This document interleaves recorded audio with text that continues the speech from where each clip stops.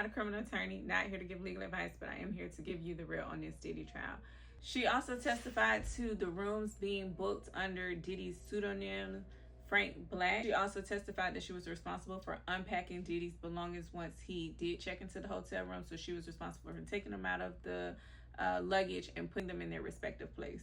She also testified that Diddy traveled with the toiletry bag that contained drugs and a camera box, which had 4 cameras along with a bottle of baby oil and a bottle of lube. She also testified that she would bring the candles to provide lighting to the room, would sweep the rooms for anything left behind, and that she would often see the aftermath of the rooms, and which consisted of handprints left from the baby oil.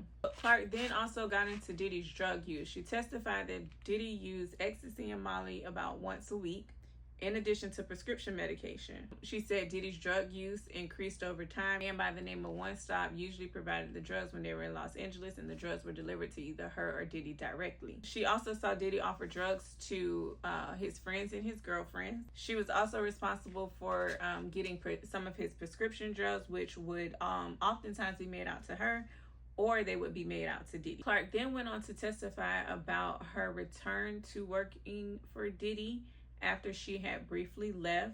She stated that when she did return to work for Diddy, it was under the director of marketing for the Sean Johns women's line, and she ended up taking the role because she didn't have to work for Diddy directly. She said she didn't want that direct proximity or close proximity to Diddy, like his own personal orbit. And so because that role was for his women's line and not directly under him, she ended up accepting that role.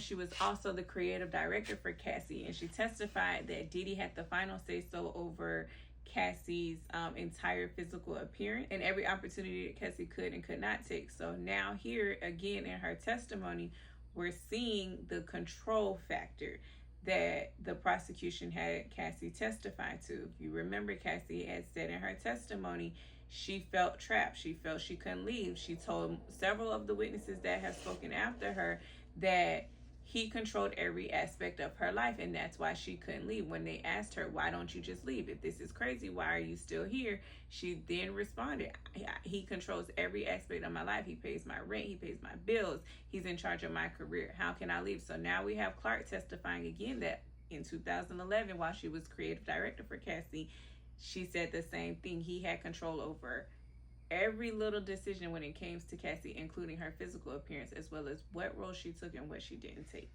My name is Andrea Snipes-Booker, and that is the real on this Diddy trial.